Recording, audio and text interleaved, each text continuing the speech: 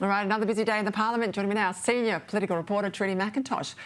Well, welcome, Trudy. We'll get on to the issue of those detainees, foreign criminals. Not so much detained anymore, I'm afraid. 300 or so out in the Australian community.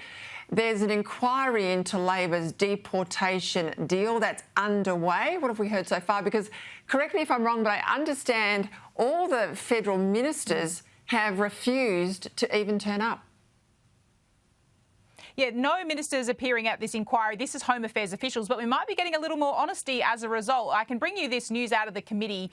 As a part of this deal signed between the Home Affairs Minister in the government of Nauru, there actually isn't a specified number of detainees from the NZYQ cohort that have to be taken. So a $408 million deal, but there isn't actually an agreed number so far that they will take. But the catch here that Home Affairs was quick to point out is that $408 million will not flow until the first person of the cohort arrives on Nauruan soil. But I wanted to bring you this quite incredible exchange, Michaelia Cash, when she got Home Affairs to admit not a single person agreed to in the deal. Have a look. The memorandum of understanding that was signed last week doesn't specify the number of individuals. So they could take zero? They could. If they determined they would take zero, how does that impact the figure of $408 million that's been publicly reported? Do we hand over the money before they make a decision? No, we don't. I presume you're going to keep an eye on this committee hearing for the rest of the night and give us an update tomorrow?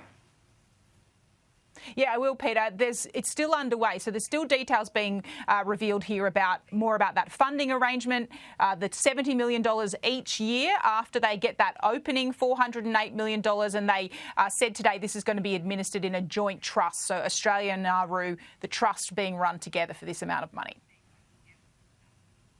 Yeah, and please, let's hope we find out whether there's other costs involved. I know last time there was additional money for health, education, infrastructure, detainee facilities, etc. I don't for a minute imagine it's just the money we've been told about. Hey, we've talked to you about the tactics of the coalition in question time this week. A new tack going after a junior minister, pushing hard on the issue of aged care home packages. Looks like they've had a bit of a win. And we telegraphed this last night, didn't we, that Labor was facing its first real defeat in Parliament since the election. And it basically happened on the floor of the Senate. A really bizarre situation where the government voted against releasing 20,000 new at-home aged care packages immediately. It was a David Pocock motion. They said, we do not support that, and the Senate did. So they lost that vote. Only 40 minutes later, Health Minister Mark Butler was up in the Blue Room saying, well, yes, we will agree to give those 20,000 places by the end of October, another 20,000 by the end of this year for at-home care, and the 43,000 in the first 6 months of next year. I wanted to show you, though, things can move pretty quickly in the Parliament, can't they? From 1 minute they vote against it, 40 minutes later they're all in favour. Have a look. We didn't seek a division on this, but as indicated, the government did not vote in support of Senator Pocock's amendment. Why are you voting against it in the Senate and then announcing this now? Well, this has been a movable feast. Yeah, it's all about burying the news, but you're onto it, Trudy. Hey, a quick, what's been the reaction in Canberra to that big parade we've seen today in China?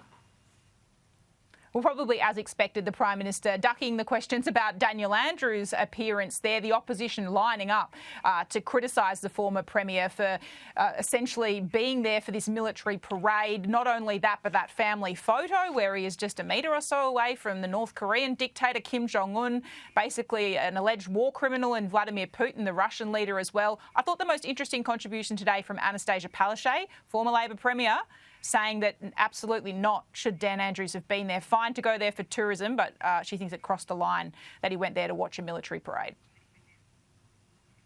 Yeah, it's interesting, all these people saying that he shouldn't have been there amongst all those dictators, but as a Victorian, I have to say I thought he was perfectly placed amongst all those dictators. I'll come back to all of that with Greg Sheridan. Thank you, Trudy.